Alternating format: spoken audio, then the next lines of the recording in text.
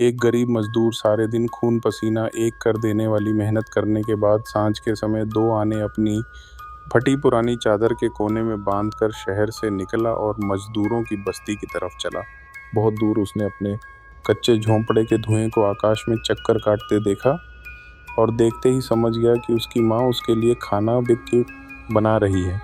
वह नंगे सिर नंगे पाँव जा रहा था। उसके घर में सिवा उसकी बूढ़ी माँ के और कोई सगा संबंधी न था। उसके घर एक चूल्हा और 2-4 बर्तनों के अलावा और कोई साजो सामान न था, मगर फिर भी वह खुश था। उसकी चादर में 2 आने बंधे थे और दिल में आशा भरी थी। सामने से एक बारात आ रही थी। मजदूर ने उसे देखा और उसे ख्याल आया, हो सकता है कभी मेरा भी ब्याह हो, मेरी भी ऐसे ही बारात निकले। उस समय मैं कितना खुश होऊंगा, मेरे साथ साथ बाजे बज रहे होंगे। और बारात के आगे चल रहे नौकरों ने उससे कहा, एक तरफ हट जा छोकरे। मजदूर के ब्याह की कल्पना मिट्टी में मिल गई। वह खिंचकर बोला, क्यों हट जाऊं? सड़क सिर्फ तुम्हारी नहीं है, इस पर हम भी चल सकते हैं। बारात वालों ने उसे पीटा, उसकी चादर फाड़ दी और उसे उठाकर सड़क के किनारे झाड़ियों में फेंक दिया। बारात चली गई। बारात के बाजों का शोर धीरे धीरे दूर जाकर शहर के प्रकाश में विलीन हो गया। अकेला मजदूर था। उसके चारों तरफ रात का सन्नाटा था, निराशा का अंधेरा था और दुखी दिल की आहें थीं।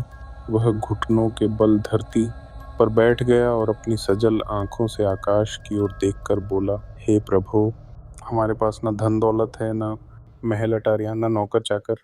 फिर तूने हमें पैदा क्यों किया? क्या सिर्फ इसलिए कि अमीरों के नौकर आएं और हमें मार पीट कर उठाकर सड़क के किनारे फेंक दें? आखिर दुनिया को हमारी क्या ज़रूरत है? कई वर्ष बीत गए। मजदूर ने जी जान से काम किया। दिन का आराम बेचा, रात की नींद बेची, शतरंज की चालें चलीं, छल कपट धोखे से धन कमाया और धनी बन गया। अब वह मजदूर न था, अपने नगर का नामी रईस था। उसके संदूकों में रुपए और मोहरें भरी थीं। उसके पास रहने के लिए विशाल महल था। उसकी सेवा करने को दास दासियां थीं। उसकी सवारी के लिए घोड़े और पालकियां थीं। लोग उसके सामने सिर झुकाकर आते थे। एक दिन सांझ के समय वह पालकी पर सवार अपने घर लौट रहा था कि एकाएक उसकी पालकी रुक गई। उसने नौकरों से पूछा, क्या है सरकार? मजदूरों की बारात आ रही है। उन्होंने कहा, एक और हट जाए। वे कहते हैं, सड़क सिर्फ तुम्हारे लिए नहीं है, इस पर हम भी चल सकते हैं। उनकी इतनी हिम्मत, सबको डंडे मारकर भगा दो। डंडे बरसने लगे। मजदूर चीखें मारते हुए इधर उधर भागने लगे। थोड़ी देर बाद वहाँ एक भी मजदूर न था, पर उनकी चीखों से पालकी पर सवार अमीर का दिमाग खराब हो गया। उसने अपने नौकरों से कहा, मुझे पालकी से उतार दो, मैं आराम करूँगा।